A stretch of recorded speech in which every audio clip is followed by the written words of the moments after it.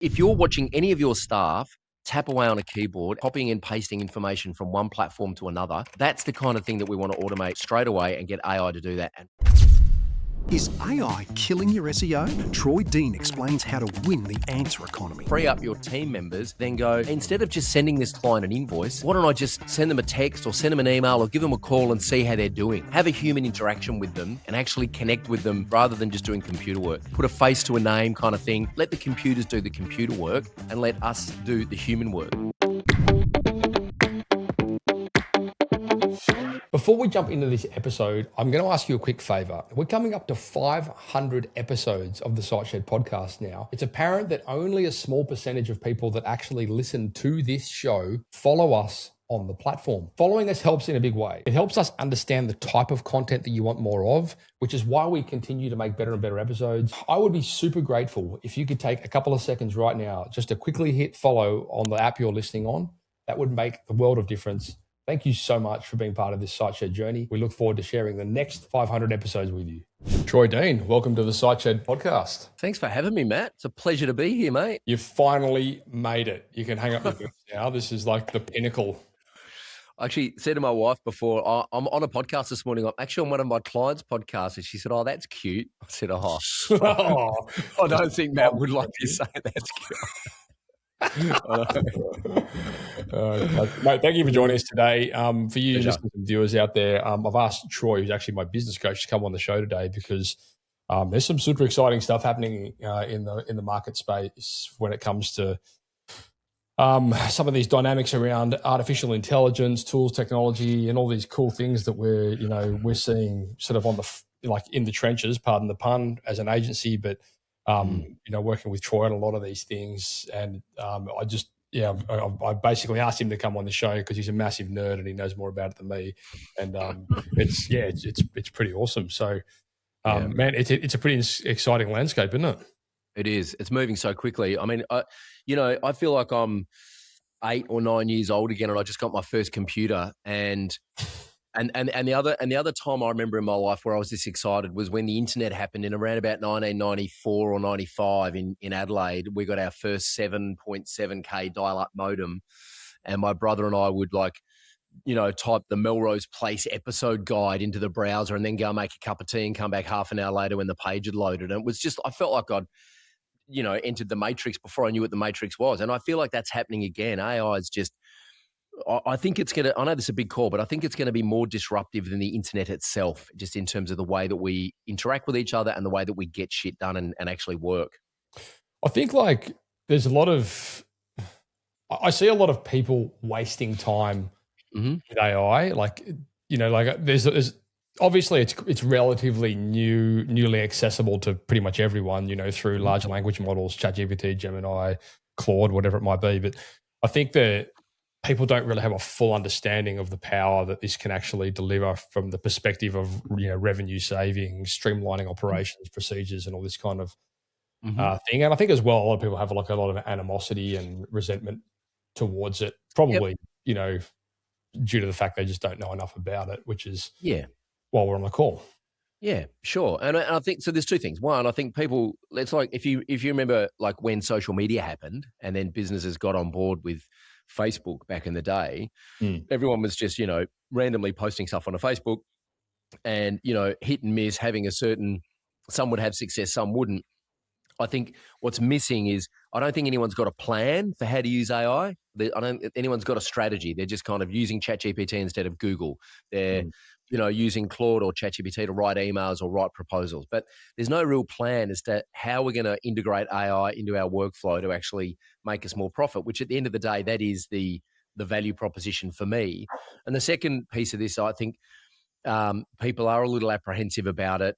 I mean, we're going to have a philosophical conversation about whether or not AI should exist, but I think it's a moot point because it's kind of like saying, well, I'm going to go and work in an office and I'm going to use an old typewriter instead of a computer. That horse is bolted. AI is here. It's here to stay. It's not, I had Timbo Reid on my podcast 2 years ago and we were talking about AI, right?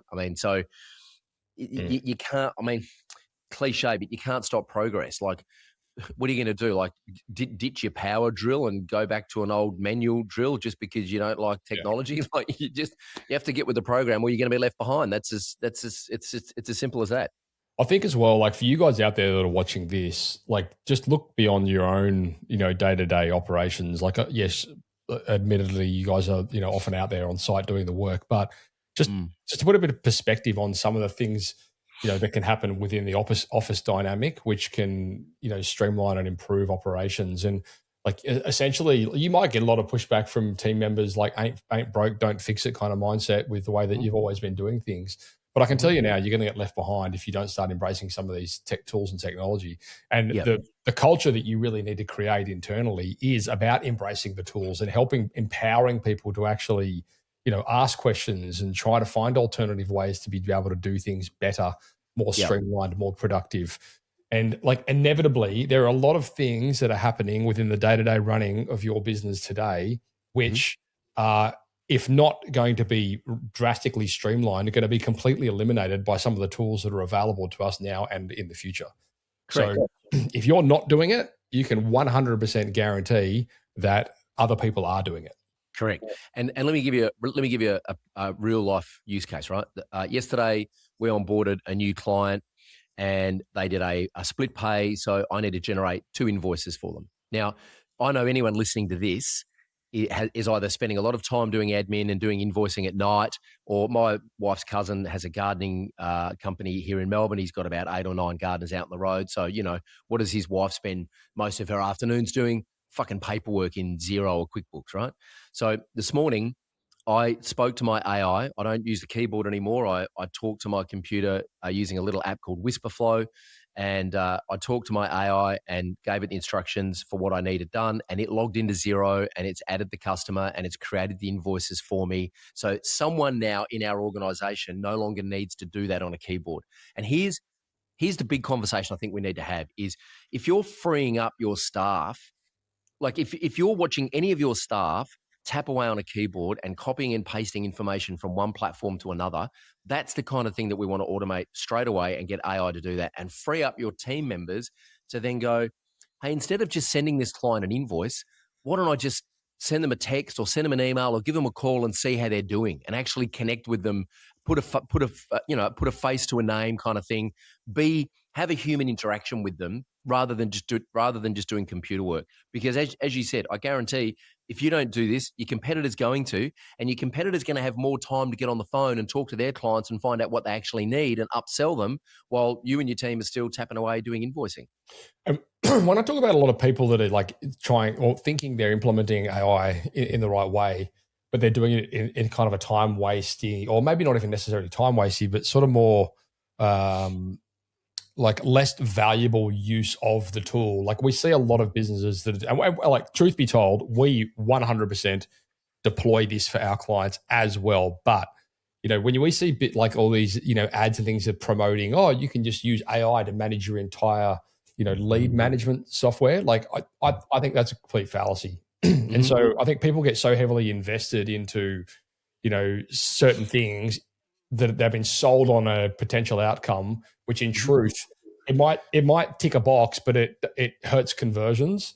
Yeah. And so I'm not suggesting that you don't have AI. And like I say, we deploy AI for clients all the time to help them, if they're up a ladder or they're in a trench, and answer the phone, because if at least it's getting answered, albeit by a robot. But is it as good as a human? Fuck no. Not even close. Like, will it get there eventually? I dare say yes, but is it there at the moment? No. Yeah, no, it's not. And so my rule is if it requires, if there's a transaction in your business and on the other end of that transaction is a human being, then I would suggest that you get your human beings in your organization to have that transaction, right? So what I mean is if I need to send an invoice to a customer, is there a human involved in that? No, there's an email address on the other end that a PDF needs to go to or a Xero link to pay the invoice. Why do I need a human in my organization to do that? I don't. Let's get the robots to do the computer work. And then I can go, who's the human that's receiving this invoice? What's their position? What's my relationship like with them, right? How do I form a better relationship with them? And this is a philosophical conversation, Matt, but it's a conversation you and I have had. It's a scary proposition because for the last 40 years, most of us have actually our identity is putting data into a computer and then having the computer spit that data out in a different format. We just don't need to do that anymore, right? Let the computers do the computer work and let us do the human work. Now, I'll give you one other use case of the phone answering. My wife used to be a volunteer telephone answer on Lifeline when she first started out and she was studying psychology. Something like 70% of calls that go to Lifeline never get answered, right? Yeah. So imagine a future where, and truthfully, most calls that get answered by Lifeline or any of those helplines, it's like, or Nurse on Call, what they're doing is they're triaging the other person on the other end of the phone and then making a recommendation of a course of action. Usually it's like, go and see your GP, or if you're in real trouble, go to emergency, right? The Lifeline volunteer or the nurse on call is not going to fix your problem on that call. It just gives you someone to talk to. Now, you imagine deploying AI to answer those calls, and I know there are guardrails and I know there are safety concerns, and I'm not ignorant about that. But you imagine if every call into Lifeline was answered and the person felt heard, felt understood, felt seen, felt valued, and got the right recommendation, which is you need to make an appointment with your GP. In fact, I've made an appointment with your GP tomorrow morning at 11 o'clock because I've got access to their diary. You've got an appointment with your GP tomorrow at 11 o'clock. It's telehealth. They'll call you at 11 tomorrow. Rather than 70% of the calls going unanswered, and we just have no idea what's happening to those people who try and get through and actually don't get a conversation. Quick pause for a second. If this episode's hitting home for you, do us a favor. Please give it a follow on this app, and if possible, please share it with someone that you think would also benefit. This podcast was brought to you by tradiewebguys, where day in, day out, we work with tradies and contractors that are looking for predictable, manageable systems to close more jobs and scale with consistency.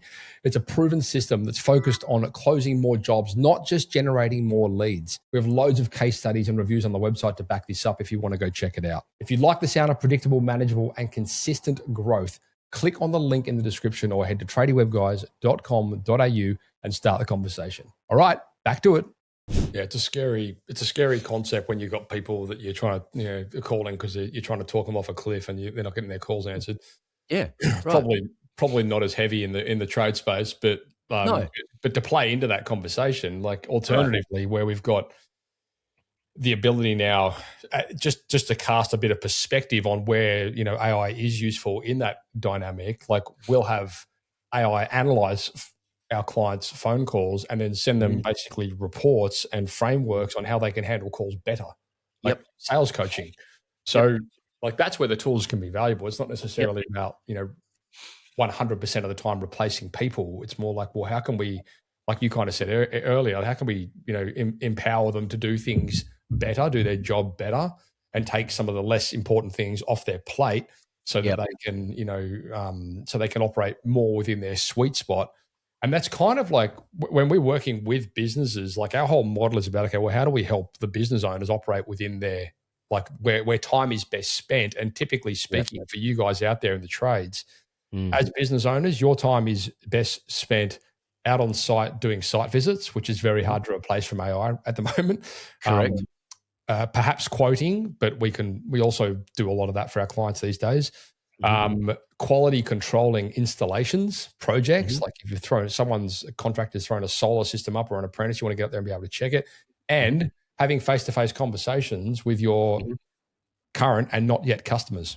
Correct. That's time best spent for you guys. And that's stuff that AI can't replace. And all the other stuff, I would just encourage you guys to think about, okay, well, if I'm currently out there doing all of my accounts, reconciling in Xero, that's a complete waste of your time. If you're out there, even truthfully, one of the biggest things that we see, especially once we start deploying marketing campaigns through cold traffic, where we're generating lots and lots and lots of conversations, time best spent is not triaging leads. Like statistically, there's a numbers equation that comes into play when we're running ads across different platforms like Meta and Google, and it's the majority of it is a time waste. The majority of the leads are disqualified for whatever reason that might be.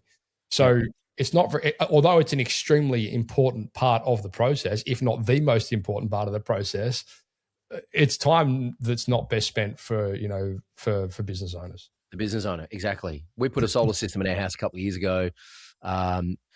28 solar panels on the roof and 3 batteries on the side of the house. And at the time, I just, literally put in solar quotes Melbourne, and Finn's website came up, solarquotes.com.au, which, he sold last year for life-changing money. And I watched his little video, said, hey, give me your details. I'm going to sell your details for $50 each to 3 vendors who I think are going to be best suited to you, right? Doesn't cost you anything. I get paid $150 for your details, and then your relationship is with them. I'm like, great, love the transparency. So I put my details in. I'm cooking dinner at home. It's a Tuesday night. 3 phone calls in the span of like 2 minutes. I can't get them because I'm cooking dinner. I've got 2 kids. 1 text message after those missed calls from a guy called Pat at Zico Energy here in Melbourne. He says, hey, Troy, it's Pat here from Zico. I just tried to call you. Obviously, now's not a good time.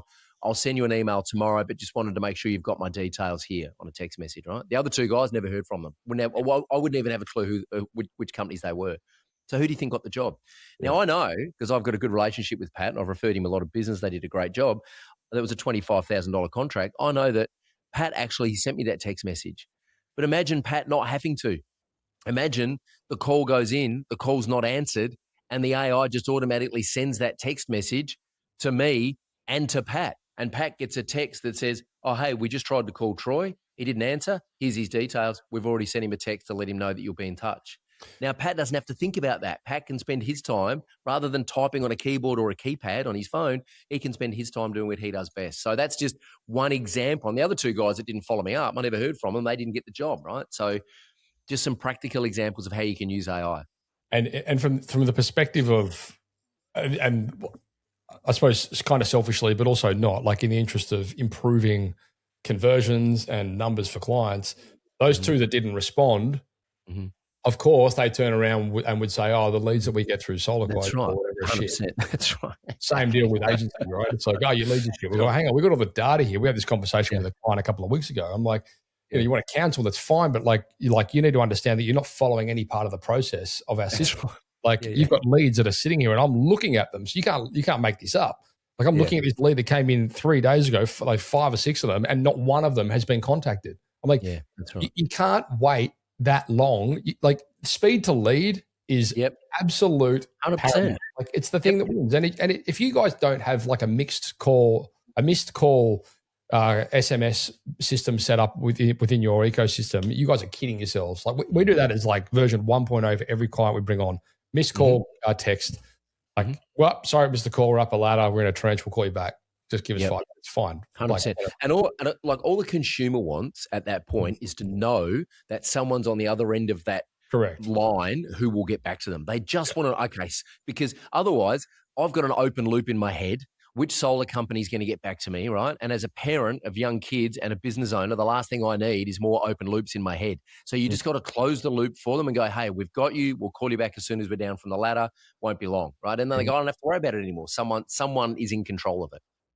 I mean, there's like an entire different conversation that we can go down in the space of like sales conversions and how you can best operate this, but it's not really what I want to talk about today. What I do want to talk about is some of the like amazing, so I've been preaching this for so long to, on the podcast and to clients and all this kind of stuff about how this relatively recent, access to tools such as Gemini, ChatGPT, Anthropic, Claude, whatever it might be, has given this amazing breath of fresh air into what was formerly what I thought almost dead, like SEO, like organic rankings. And now that we've got these LLMs that are actually making recommendations, it's almost like a digital referral. It's just given SEO this breath of fresh air, which is so drastically needed. And you put a post up on LinkedIn the other day, and I'm like, oh, I want to talk about this. This is something that's super close to home for us. So I'd love to share some experiences and some insights at your end. But just to give you guys a bit of context of what I'm talking about here, and if you don't already know this, then again, you're absolutely behind the 8 ball. Like if you have the opportunity as a trade business owner in your area to be getting referrals sent to you from ChatGPT, from Gemini, like whatever it might be, whatever people are using. And like Troy, I'm sure you'll be able to jump into a little bit more on how the declining use of traditional SEO, how it's sort of leaning towards these recommendations. But there's a huge opportunity there for you guys, and it's absolutely incredible. Like the amount of leads that we get and we are getting for our clients through like our local SEO program, which is heavily targeting LLMs, is freaking wild. Like we've never had such good results from any SEO ever in the history of running these campaigns. Mm-hmm. Yeah. There's an interesting post I saw on LinkedIn yesterday, which I shared with our community here of agencies. New book coming out written by Rand Fishkin and one of his co-workers whose name escapes me right now, but it's called Zero Click Marketing. And the proposition is this, that now more than 50% of Google searches end without a click. Now, this has been happening in the States for the last 18 months, but we're seeing it happening here now in Australia, is that you type something into Google and the traditional search engine results that come up below that search, well, they're now being replaced with what's called the AI summary. And so the value proposition with the AI summary is that if you want to know how to make a healthy banana cake for your kid's birthday, in the AI summary, you'll not only get a list of the ingredients, but you'll get the method, you might get a video. So you don't have to scroll down and click a bunch of links to go and then find, well, is the answer in this website and which page is it on? Google has recognized that that's an inefficient model. And so they're giving it to you in the AI summary. ChatGPT has been doing this for a long time. Claude does this. Gemini is doing it. So what that means is that, now more than ever, I go back to when I started building websites back in 2006. And the most important thing was, don't worry so much about what your website looks like, although that is important if people are visiting your website. The most important thing is to make sure the information on your website is organized in a way that's really useful, that's, got headings, it actually answers a question. The economy that we're in now is in the answer economy. People are asking questions online, whether it's YouTube, whether it's ChatGPT, whether it's Google. They're asking a question. Your job is to answer the bloody question. Because if you don't, your competitor will. And whoever answers the question in the most useful way without being a sleazy sales pitch, they're going to get the business, right? The use case is Marcus Sheridan, who was running a pools company in Virginia in the US in 2008 when the global financial crisis hit. He lost 80% of his business, almost overnight, because people were just like, well, I'm not going to spend money putting a pool in the backyard anymore. There was still a demand for what he was doing, but most of his marketing channels dried up. He had a lot of debt. He's $250,000 in debt, lost 80% of his revenue. He was, shitting his pants. What am I going to do? So he was like, I've got all these questions that people are. He just had a theory. All these people are asking me these questions when I go and visit them. I'm just going to write a blog post and answer them. And the one blog post that he wrote was basically, how much is a fiberglass pool, or something like why a fiberglass pool is so expensive. So he wrote a really detailed blog post about it. And he can attribute $2.5 million in revenue to that one blog post, right? Now, 2008 was a long time ago. Things have changed, but we've kind of come full circle now, right? And the full circle where we've arrived at now is your job is just to answer questions and publish those answers online in a way that the AI search, ChatGPT, the Claudes, and the traditional Google search engines can find those answers, so that I think of it as like when someone walks into the library and says, oh, hey, I'm a new parent and I can't get my kid to go to sleep. What's the best book in the library to help me figure out how to get my kid to sleep? The librarian goes, come over here, because the librarian knows. Well, Google, ChatGPT, Claude, they are the librarians. Your job is to tell them that your book is the best book of answers for those questions. It's so good having, again, I've just been saying this for so long on the podcast, and it's good to have it come from someone else, because I feel like sometimes when you're talking to your own clients and listeners, it's like, yeah, they don't believe it. Advice from your parents, right? Yeah, exactly. Here we go again, exactly. Fucking rant. But it does. It plays back into this whole concept around content being king, and it's never. I mean, truth be told, from the perspective of SEO, that has never really changed. Like, content has always been the backbone of good, useful, relevant content has always been the backbone of SEO. Yep. And yes, it's been masked over by a lot of other things over the years. But like you say, it's back in full force. And I can tell you now, and you would know this better than anyone, as a marketing agency and as someone that operates within that space, it's not easy to create content that gets that's easily seen, that ranks well. It's a very competitive space. For you guys out there, as plumbers and builders and landscapers and electricians, it's the polar opposite. And the reason is quite simple. The exact reason that it's not as competitive is for the same reason that you don't want to do it. You just don't want to do it. You don't feel comfortable doing it. So there's this huge opportunity And as I always say, there's also like an obligation and a responsibility for you guys to be out there positioning yourselves as the trusted advisor in your trade, in your area. And you can do that through a good content strategy.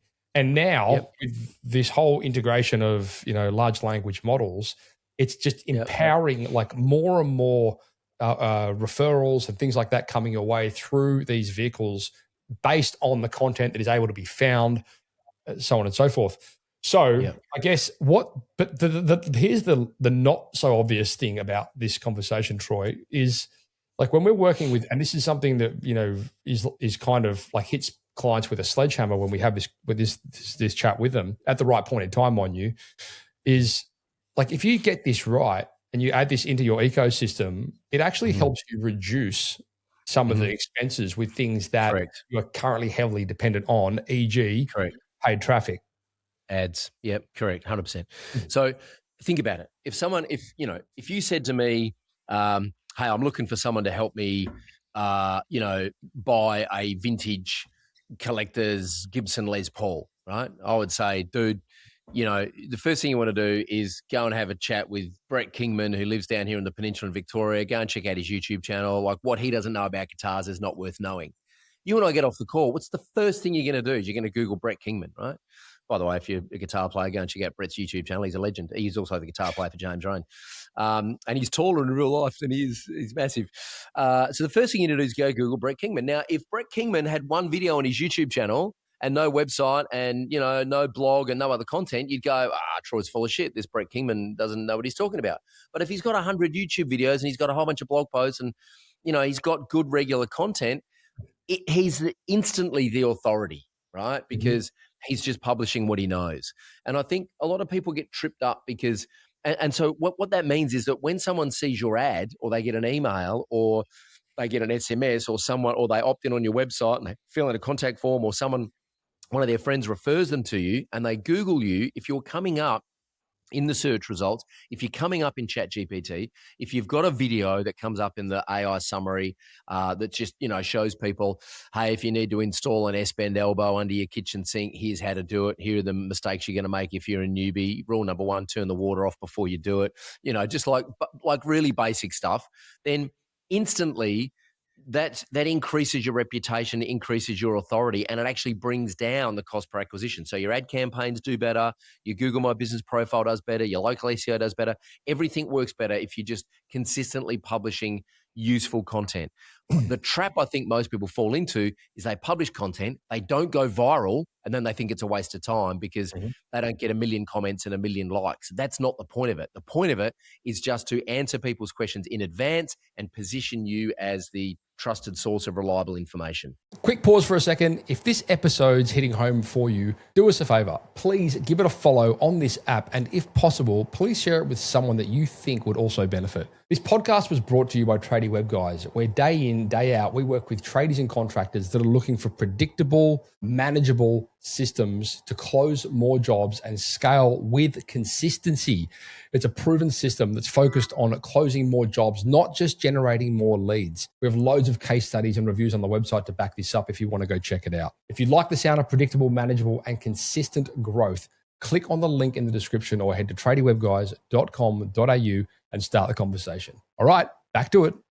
The thing is as well, for a lot of you guys out there, if you're running ads, great. Like ads might be your first point of contact, right? But like the reality is, and we know this because like when we're deploying, sales executives into businesses, which are actual humans, which we place into our clients' business to manage all the leads for them because there's so bloody many, like they don't typically get people into what we call qualified discovery call, which is like a meaningful conversation until anywhere between the 5th and the 12th contact attempt.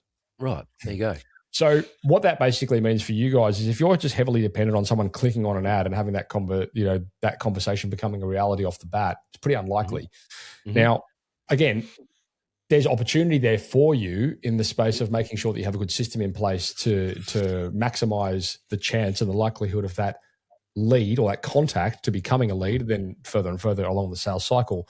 Yeah. However, it is super important that you guys understand that if somebody does click on an ad, say they're on a train, they're on their way to work, they click on the ad, they see the ad, they fill the form in, they get to work, You call them, the phone rings, they can't answer it, they're at work.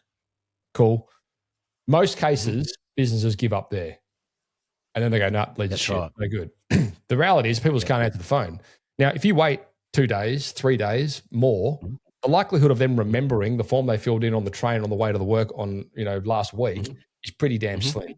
More importantly, if it's an emergency thing, then like the next person who does answer the phone is the one who's going to get the job.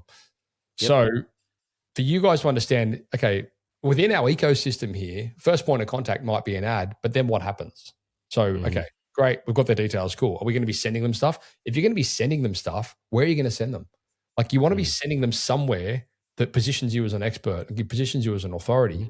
And although that might not solve the immediate problem for you, which is we need more conversations and more jobs, it absolutely becomes relevant when we're like, we need better conversations and better jobs, because all of a sudden you've got people that are coming back to your website where they're consuming relevant content. You're building trust and rapport with them through content that exists. You've only done it once. It just lives there. They're reading content, they're watching videos, whatever it might be, and they're moving themselves further and further along the sales cycle without you having to do anything. That's right. That's right. So you and I talk about this a lot.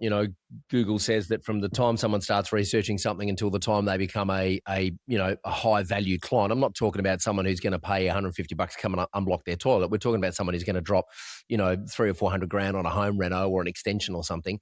Then to take someone from I don't really know what I'm doing here. I've just started to research. Do I need an architect? Do I need a kitchen remodeler? What do I need? From that point until they become a client, Google has said that they need 7 hours of engagement with your brand across 11 touch points and 4 locations. And what that basically means is that this is exactly what Pat did with me at Zico. And I don't even know that he knew he was doing it. He was just doing good old fashioned business development. So when he rang me and I didn't answer it, then he sent me a text message. Then he sent me an email with a link to an article on Domain that said houses with solar systems are selling on average for $125,000 more than those houses that don't have solar. Then he sent me some fact sheets on the different products. I was hell-bent on getting a Tesla battery wall on the side of the house. He talked me out of it because the conversion between AC and DC was just too inefficient. And he educated me on that, right? He's just constantly not bombarding me, but constantly sending me useful information, sending me videos, sending me case studies, sending me testimonials. They had, 150 5-star reviews on Google. So you're right. I self-selected. And this is what Google calls the messy middle, right? Someone sees an ad, they give you their details, then they get an email, then they might go to Reddit or Trustpilot and have a look at your reviews. Then, they see a YouTube video, they get another email, they get an SMS, you call them, and they self-select and they actually convince themselves that you're the right person for the job because they're consuming your content. This is a content bank that you only have to build once and strategically drip it out as leads come in, right? That's that content bank. And then if you're producing fresh content every month, that's, as we've already spoken about, that's just going to help any of your other marketing campaigns and bring your cost per acquisition down. And it's really quite simple for you guys out there. And again, anyone that listens to this podcast regularly, you'll know I talk about this all the time. Just start with the top 5 most regular questions you get asked and just answer them and answer them talking to your phone. It's as simple as that. And, we always get this, people come back and say, I don't like being on camera. It's like, okay. And I always say to them, listen, I've sat in the same room as you and I've seen you talk to your customers with complete confidence. The only difference is now you're holding a phone up. Don't clam up, turn into a little schoolgirl with it. Just get it done, right? It's a skill, you develop it, you get better at it, just start is the point. Answer questions you get asked regularly through content. And the reason you do that is quite simple. If somebody does come to you and they say, hey, listen, have you ever done any, solar installations in St Kilda, you can say, well, actually, I have. Here's a link to Troy's place, which we did, solar installation, battery install. Go check that out. And you just let the content do the selling for you. And you can't make that shit up. And that's why, and so from an agency perspective, the reason that we typically build websites is because we want to be able to tell me, show me, don't tell me. Right. So prove it. Like you can say, we can do, absolutely. We can do solar. What is it? Battery, what's solar battery? We can do batteries, no problem. Or you can just send them a link and say, here's a bunch of projects that we've done. It's completed. It's in your inbox. Check it out. Correct. And your website is really the only asset that you own, right? If you YouTube's a pretty safe bet, but if you've got all your eggs in the Google Ads basket and they change the algorithm, or you've got all your eggs in the SEO basket and what we've seen is less clicks are coming through from the AI summary, or you've got all your eggs in the Facebook ads basket or Instagram and they change the algorithm, then you're in strife. So your website is the hub. That's the trust hub where people come back, they look at your portfolio, you can embed your reviews in there, you've got your contact form there. That's the asset that you own. And then I think of all of the other social media platforms as outposts that go and get attention, grab people, help build trust, and drive people back to the website. The other reason I think it's important to have at least 2 other social media platforms. So, for your guys, it's probably going to be YouTube and Instagram. Unless they're selling, if they're selling big commercial projects, it might be LinkedIn, but it's typically going to be Instagram and YouTube, I think, is because what you want to do is when you're sending people emails and you send them to a YouTube video or you send them to an Instagram reel or a carousel, and then you send them back to your website for a blog post, what happens is the prospect in their mind, subconsciously, they go, you guys are everywhere. Like every time I turn on the internet, all I see is like a video from you guys, and now I'm on your Instagram. And the algorithm also picks up that if I'm watching a YouTube video of yours and I watch more than 30 seconds of it and it's a case study on a client that you've done in the past or a project you've done in the past, YouTube's going to start to feed me more of your videos when I go to YouTube. And so you kind of surround the prospect on the internet and you don't leave that to chance. You can engineer that experience, which helps you control the messy middle and move them through the sales cycle. Yeah, exactly. And like we're going so heavily into this because like I can looking forward into the future. I mean, as we've seen over the last, and you probably have more stats on this than I do, but like, Google's market share when it comes to search is depleting rapidly, right? Yep. Now, that's in my opinion, a bloody good thing because for too long they've had this monopoly, especially here in Australia, where pretty much it's Google or nothing. Where they basically just been controlling this marketplace. Now all of a sudden, like their market share is diminishing. Fantastic. Like it's creating a bit more of a free open marketplace for leads that are coming in. However, those leads that are coming in now are not necessarily coming in through paid avenues. They're coming in through, measures that we've just discussed, things that you guys can really control. Like and it doesn't have to be hard. In fact, it's never been freaking easier. Like it's wildly easy for you guys to set this stuff up. It really is.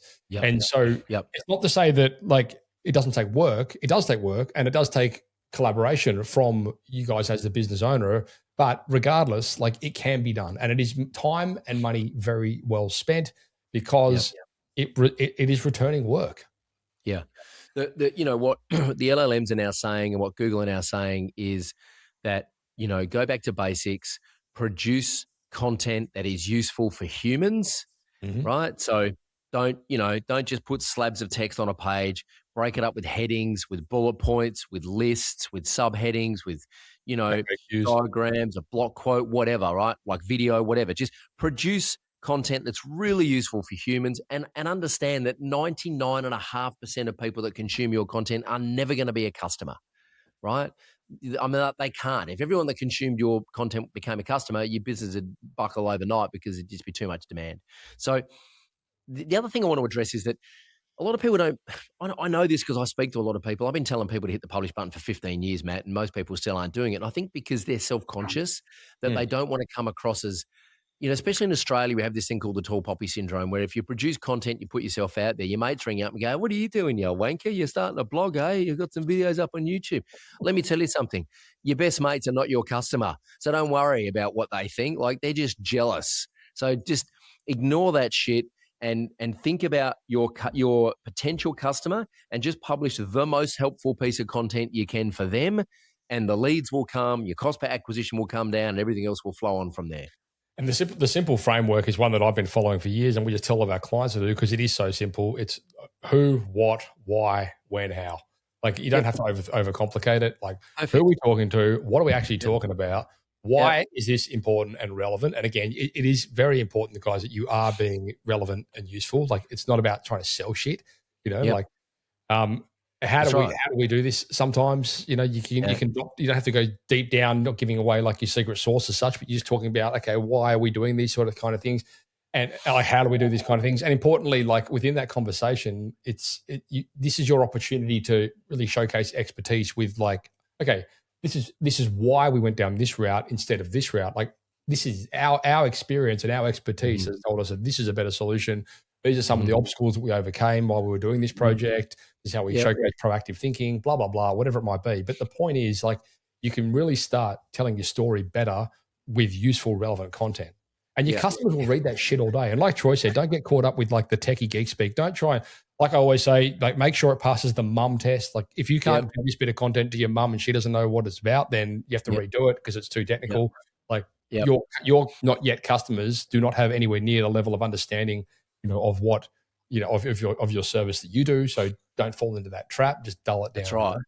Yeah, that's right. And also, you ever have that moment where you're talking to someone about something and it becomes very obvious very quickly that they know a lot about it, and maybe you're on the phone and they're trying to help you with a project you got in the house or something, and they're like, "Oh, try this and do this," and you're getting frustrated because you know that you're incompetent at it because you're not experienced, and you're just like, "Can you just fucking come over and do it for me and I'll pay you? Like I'll buy you a slab of beer."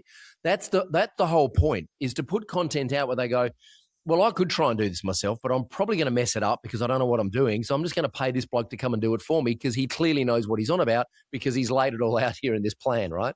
It's as simple as that. And the truth is, you've got this content in your head anyway because you teach your team, right? Like when you go out on site, when you do a measure and a quote, like that, one of the obvious ones is like, if you're going to build a deck in the backyard, here's how to measure once, right? Measure twice, cut once. Here's how to measure properly. So publish that. You're going to teach your apprentice how to do that. So just teach the public how to do that in a blog post, right? And then they're going to go, okay, well, clearly these guys know what they're doing. I don't trust myself to measure twice and cut once. I'm just going to pay them to do it.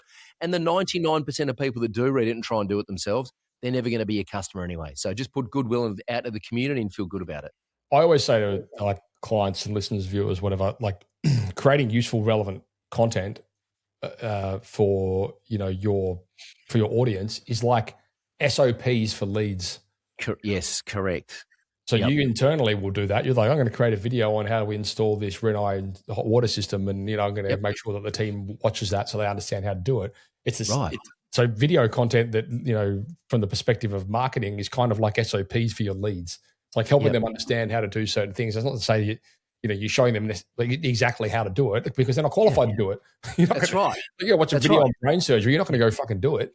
That's right. And there's always a catch because a lot of these things you actually need a license for, right? Like you can't do your own electricity, you can't do your own plumbing, you can't install a pool or a spa in the backyard unless you're a licensed builder because your fence needs to be compliant, right? And you drop that in and you go, look, you're going to need a licensed plumber to finish this bit, but I'll show you how to do all of it, but you need a licensed plumber to finish this bit, otherwise you won't get a certificate of compliance. Well, straight away, you've just planted the seed that they need you to come and do it for them. They actually can't do it themselves. So, yeah, I mean, I think we're kind of preaching to the converted here, or at least you and I are the converted, that there's no downside. There's no downside from publishing useful content.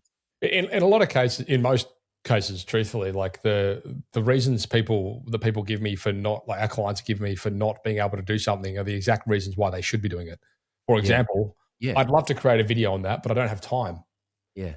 I'm like, well, the reason you create a video on it is so that you never have to have that conversation again. So yes, it might take you a little bit longer initially to do it, but you never have to do that again. So just shut up and do it. That's right. And also your competitors aren't going to do it for the same reasons, right? And that's what you're saying, is that this is, especially with video, there's this massive opportunity with video because 99.9% of people aren't going to do it because they're self-conscious. They don't have the confidence. They're going to feel like a wanker. They're going to feel like they're going to get criticism. So if 99% of people aren't going to do it because they don't have time or whatever self-limiting belief or reason they've got, that's the reason that you should do it, because you'll be the one that does it and you'll be the one that is seen as the authority. And then, by the way, the reason I love video so much is because you produce a video. If you produce a video that's, longer than 5 minutes, you've got a bunch of shorts you can cut out of it for reels. You've then got the transcript you can turn into a blog post. You've then got the transcript you can turn into emails and social media posts. Like, video is the highest leverage piece of content that you can produce. Yeah, absolutely. And it's really not that hard for you guys out there on site to do a quick walkthrough. Hey, this is a project we've just started. It's a bathroom renovation. This is what the current bathroom looks like. Within this video, I'm going to be running through the progress of it while we do certain things, talk about the waterproofing and talk about different tiles you've selected, what your selection process looks like when it comes to materials and tools and all this kind of stuff. Like it's just useful stuff that keep, and don't, another trap that people fall into all the time, Troy, is they think that what their product or their service is boring because they do it every day, right? And it's fair enough. It probably is boring. But don't for a second think that if someone's about to drop $500,000 on a home renovation, that they're not like insanely interested in every single thing. Detail. That's right. Detail of that. Like, yeah. And this thing in your pocket, if you've got a smartphone, like if you've got a modern smartphone in your pocket, right, this is like having a television studio in your pocket, right? Like the one tip I will say is if you're doing a walkthrough and you've got a lot of ambient noise in the background, just stick some AirPods in and use the microphone that comes with the AirPods, because that's just going to give you great sound, great footage. If you're making videos, stick it on cinematic mode so you get a nice kind of shallow, blurry background as you're focusing on the details. It's going to look fantastic. You don't need a hire film crew to do it. Just use the phone that's in your pocket. Yeah, it's true. I mean, we actually have full training on this for clients where we're like, okay, we're going to want some content. This is how to do it. Lighting, like camera, microphones. Lighting and microphones are the biggest things. Like if the sun's behind you and you're trying to film yourself, like it's probably not going to come out very well. So just think about these things. But like you say, the tools are in your pocket. Like it's really not that complicated. And you know what? And the other excuse as well, I just really don't like being on video. And it's like, well, you're never going to get any better at it if you don't do it. Like the first one is always going to be the worst. So just fucking get the first one out of the way and move on. Yeah. Just shoot one and put it in the bin. Like shoot one video with the express intention of just putting it in the bin and treating it as a practice. You might surprise yourself. You might send it to a staff member or a team member. They might say, this is great. And then you might send it out in an email to your list. Like it just, it's not about you. It's not about you being a rock star and a movie star. It's about just putting out content to help your audience. So I guess like for you guys out there, like really to summarize this, like there are a lot of AI. The AI space is an amazing advantage for you, provided you embrace it and you do it in the correct way. It can also be a huge time waster and a time suck. So you do need a bit of a strategy around it. You need to make sure you're using it for the right things. The thing that we see as a trade marketing agency is the benefit of, like, especially in the content ecosphere, like it's just an incredible way for you guys to create super useful, relevant, heavily researched content within your own tone, your own voice, and all this kind of stuff. And do it in a way that's consistent, regular, and scalable. And then, of course, there are other ways that you can deploy AI in the space of helping you with sales cycle related things, like I spoke about. Okay, if you don't have some sort of AI answering calls, if you're too busy to, then you can do that. Like it's really easy. But yeah, if you're just using it for search, just to replace Google, sure, that's great. But it's you're not using it to its full advantage. Yeah. And I think the idea is just to sit down, with someone like yourself and figure out what's the one thing that we can get AI to do in the next 2 weeks that's actually going to move the needle, rather than getting overwhelmed with all of the ideas and all of the tactics and freaking yourself out. Just come up with a plan, come up with a strategy, implement one thing at a time. Once you've experienced, how it can improve your efficiency and make you more profitable, free up your time, then the clouds part and you go all in. I mean, we're just so far down the AI rabbit hole now. I mean, our video editor, Max, is sitting in the suite right now just trying to figure out how to edit videos without opening any video editing software. It's just nuts. Like what's going to be possible in 12 months' time? I shudder to think. Yeah, absolutely. Well, mate, look, thanks so much for coming on the call today. Absolute pleasure. Yeah, it's been a really good conversation. I hope you guys really got something out of that, because like it's not going anywhere. And so, like we've said earlier in the call, you either get on board or you get left behind, and the decision's really yours. There's a lot of cool stuff out there. And if you want to have a conversation about how it might apply to your business, then absolutely head across to tradiewebguys.com.au. The links will be in the show notes.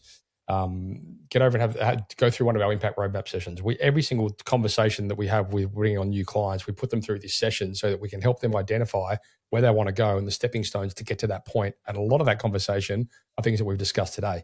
So there's an insane amount of opportunity there for you guys. And I'm super pumped for you. It's very exciting. Awesome. Thanks for having me on the show, Matt. Appreciate you, and keep up the good work. Thank you, Troy. That's a wrap. Hey guys and girls, how would you like all of the value adds left behind from our podcast guest all put together in the one spot? We've pulled every tool together, every template, every resource shared on the show, and we've packed them all into the Tradie Academy. It's free to join, and it's built by the team behind the site shed and Tradie Web Guys. Inside, you'll get marketing tips, business tools, and first access to future resources, all in one simple dashboard. Just head across to tradie.wiki/pod. That's tradie.wiki/pod. The link's in the episode description. And once again, you just log in once and then you're all set. And if you want to get notified of upcoming episodes, hit subscribe or follow.